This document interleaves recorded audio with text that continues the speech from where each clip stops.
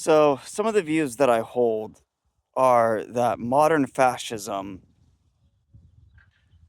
is really the ideology of adapting to the world around it in a way that it can continue to perpetuate its ideas of racism, homophobia, xenophobia, and anti Semitism.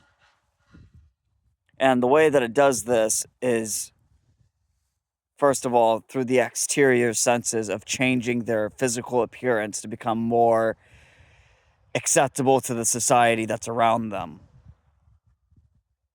Another way is by adapting the political system so that it's not necessarily a certain ethnic group that's being targeted, but a group of people that may be perceived as the unifying enemy. For example, in the first Trump administration, it was the Muslims were the unifying enemy of the state, and thus came the Muslim ban.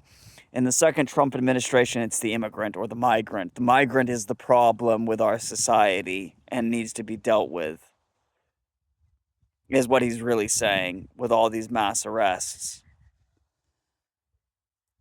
The other thing that I would like to point out is that our rights, our human rights in the United States of America are systematically scrapped by not adhering to international law and pertaining to warfare. By not adhering to the ICC or the ICJ, we are allowing for atrocities to continue, and is also allowing us the excuse to perpetuate our own atrocities. Some other things that I would like to talk about is the fact that we live in a society that is not only becoming more polarized, but the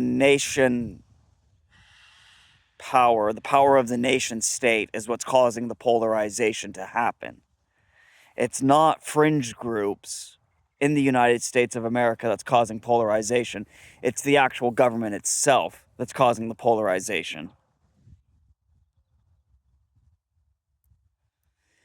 The government, by passing laws and decrees and edicts without consulting the system of representation which has been established in this democracy, is allowing for not only authoritarian rule, but also allowing for polarization of the populace into very different camps. And it's not allowing for a middle ground. In fact, by issuing certain edicts and decrees with impunity, you are putting the voter on death ground. What I mean by death ground is when you force your enemy to fight. So I would say that the reason that there are all these protests and people in a polarized state of mind has nothing to do with fringe groups. It has everything to do with the government itself.